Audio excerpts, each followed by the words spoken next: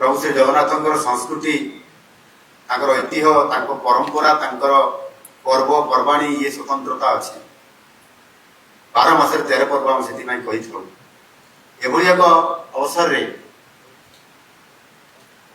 बहु समय जो मैंने साधारणतः भाव आम धर्मर विरोधी था विधर्मी कह जाए सनातनी विरोधी जो मैंने अच्छा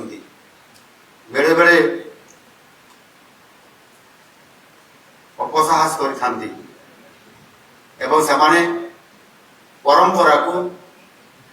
रीतिनीति को भांगी देवाई चेष्टा कर मत लगुच सेमती जे ये जो इस्कन एक अंतर्राष्ट्रीय संस्था एवं जी कि या भितर से रथयात्रा करिवार परंपरागत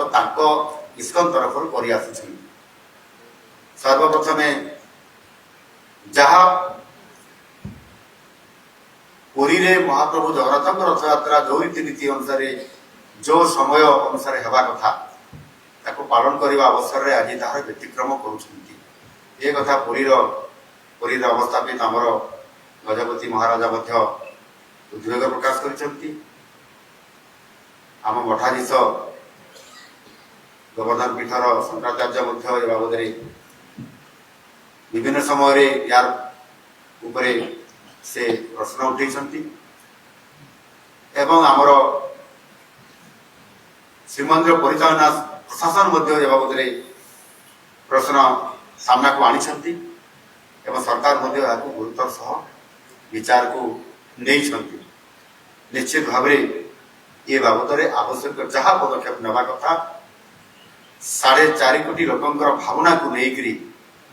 जो निष्कर्ष बाहर 4.5 कोटी ओडिया जहाँ कहे से आधार में आम सरकार से आवश्यक पदक्षेप नेबा प्रस्तुत। धन्यवाद।